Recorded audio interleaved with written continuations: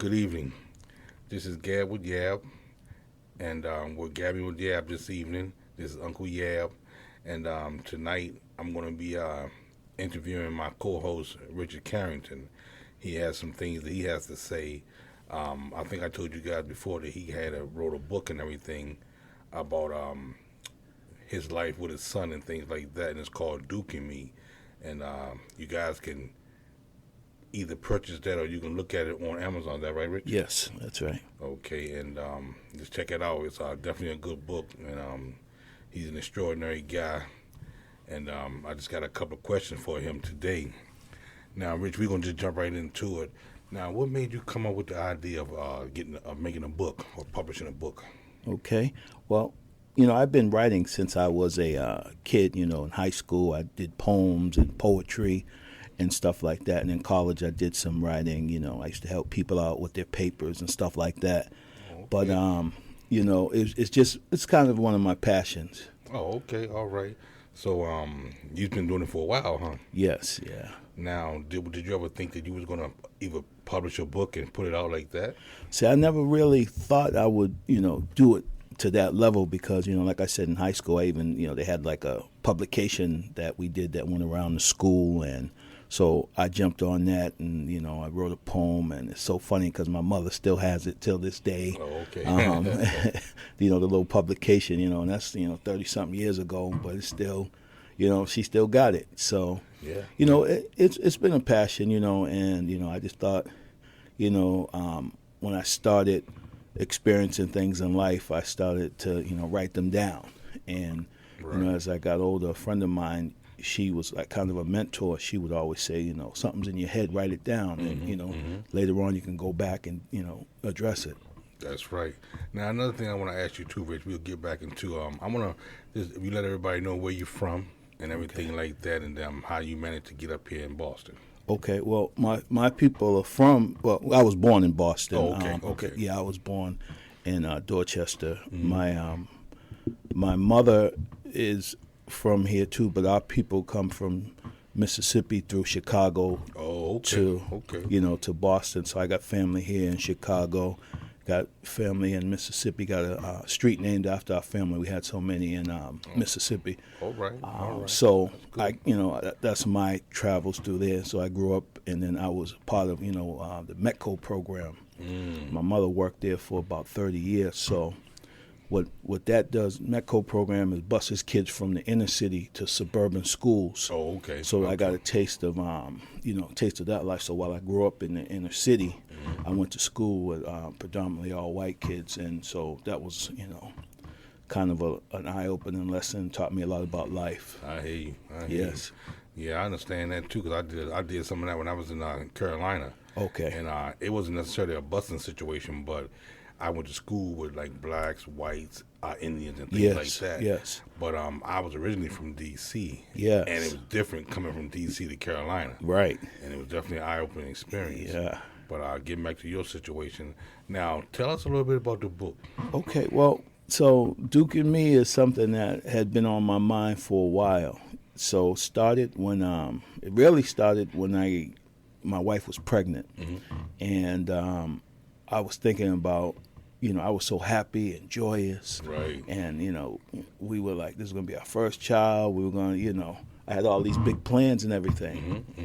And then as the time, her pregnancy, got more close to delivery. Right.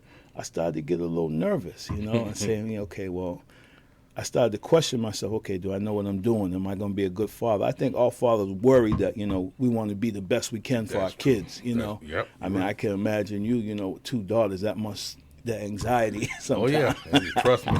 Trust me. I mean, I never consider myself as perfect, but Yeah. we all work it out and figure it out, Yeah. as long as we got a good background, a good family setting, somebody that would have your back. Right. Definitely family is everything. Yeah, it is. It really is, man. So, I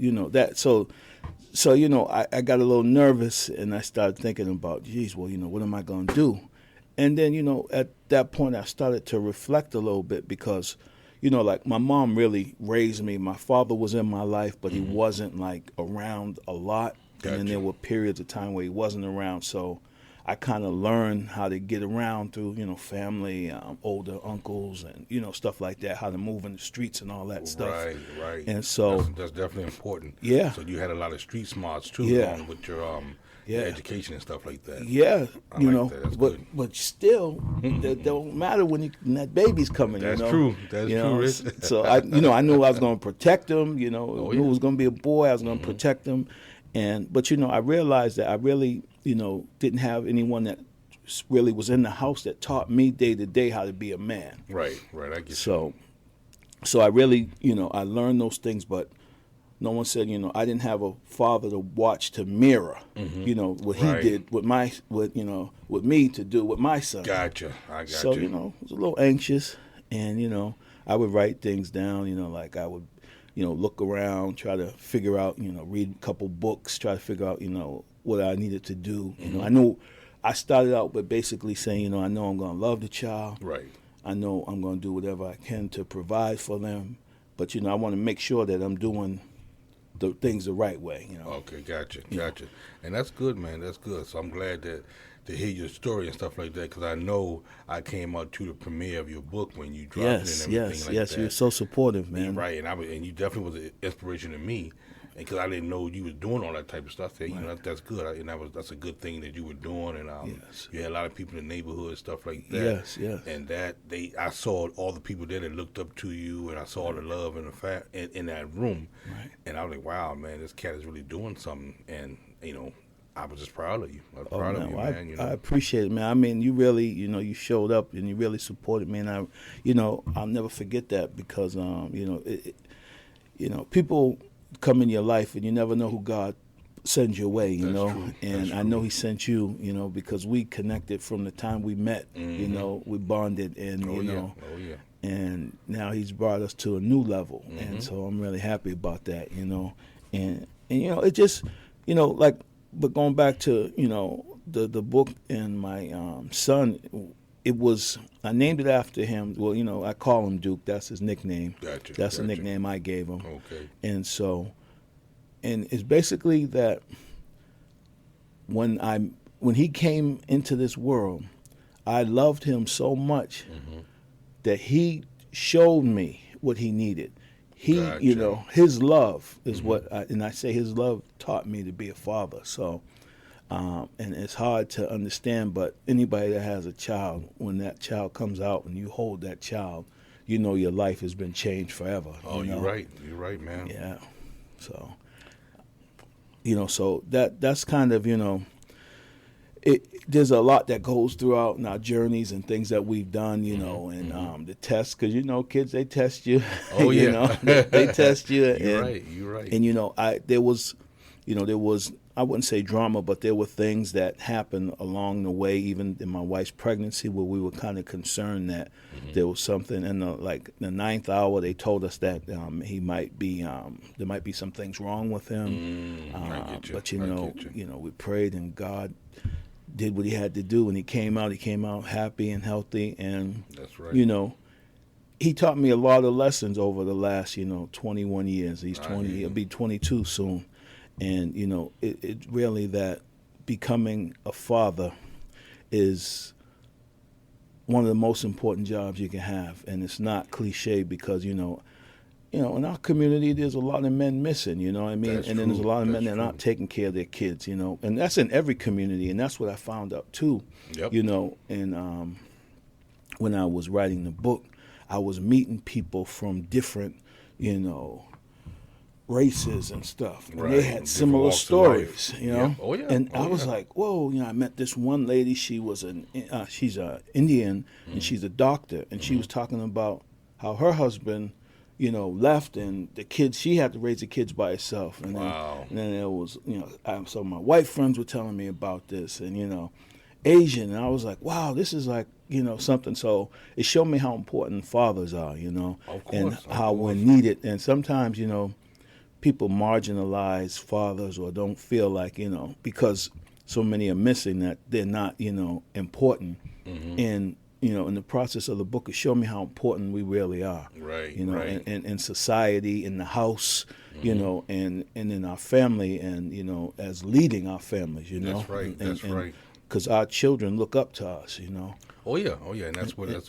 If it's all about the father in the house, man. Yeah. And I always said, because a lot of times with the black community, they may have a broken family. The mom might be raising the kids, Right. and the dad might not be there all the time. But it's always good to try to have. I always think it's always good to have two, the mom and Yes, the dad. If you can have your mother and your father, that's excellent. Yes. That's an excellent thing because I look at it as your family being complete. Right. You know, and you can learn a lot from your mom and you can learn a lot from Right. your dad. Right. And sometimes it's a struggle to have one parent. Yes, it is, man. But, It is. you know, a lot of times that make one of the two people stronger, but make a Right. strong father, make a strong mother. Right. But I'm old school, and I still think that it should always be two parents in the household. That's an excellent point, man. That's something that I stress in the book as well, man. You know, because I seen my mother struggle. You know what I mean? Yep. And then she had two of us. You know, me and my younger brother. And I seen her just, go out there and hustle and work and struggle and sacrifice. Oh, yeah. And, had there been that other parent there to back Carry her the up, weight, right. Carry some of that load, it could be, things might have been different. But, God does what he does. And, like she's blessed and, she does, and, I'm blessed to have her. And never complained. She never complained, never Awesome. said, like it was, never was bitter, never, Yeah. she just did what she had to do. And so the book, it really made me look at my whole life and my relationships and my family, Right. and how important they were to me, aunts and uncles. And my uncle, I talk about a lot in the book. He was around, and he spent a lot of time with me. Okay. He lived in the house for a while, All right.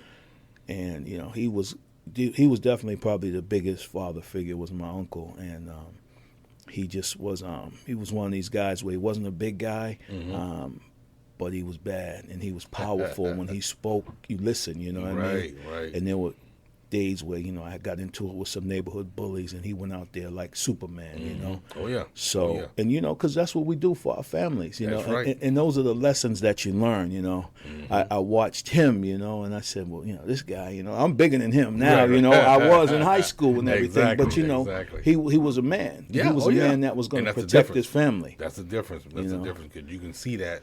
Maybe you thinking, okay, he may be small in stature, Right. But he's a man. Yeah. You haven't gotten to that level yet. That's right. And now that That's you're right. in his shoes, now Yeah, you understand. I what understand. he went through. Yes, You know? man, and that's a big lesson, man. Us understanding that you never know what people are going through in their lives. That's and true. what struggles they have. So, I learned a long time ago not to ever really judge people. Sit in judgment and just kind of wish them the best, pray for them, and because it's a tough world, man, and especially now, man. You know? You're right. And folks are right. going through right now, and I'm just, it's a new day, and like we say, like we've been talking about the last few weeks, this Yep. new norm, man, makes you reevaluate everything in life. That's man, right. That's right. Because anything can be taken away from you in a minute. Yes. Nothing is a surefire thing. Nothing That's is right. for certain. We just have to just keep doing what we're doing. Keep having the faith. Yeah. And keep moving. Yes. If yeah. we have a family to take care of, like we always say, we have to take care of it. Yeah. Take care of them, and just keep everything tight. Right. And it'll work itself out. It'll work itself Yeah. out, man. And I'm glad that you was here and to share your story because I wanted to get your story and put it out here. And you guys make sure that you guys support him. And the book is called Duke and Me, right, Rich? Yes, Duke and Me. Okay. Where can you find it? Let everybody know. You where can get find it. You can get it online on Amazon. And as soon as you type in Duke and Me, it'll pop up. It'll be me, Richard Carrington. It's I put many years into this, a lot of passion, and I think you'll be blessed, especially new fathers, new parents, single moms, going through and struggling.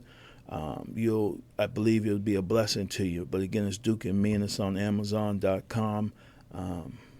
So go out there and grab it. All right. So you guys heard it from me, heard it from us. I'm Uncle Yab, and we're gabbing with Yab. And once again, it was good to hear from you, Rich. And we're gonna do something again.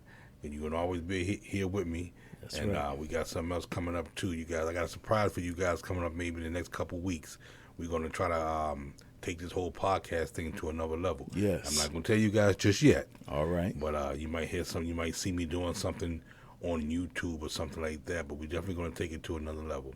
But until then, have a good one. Peace.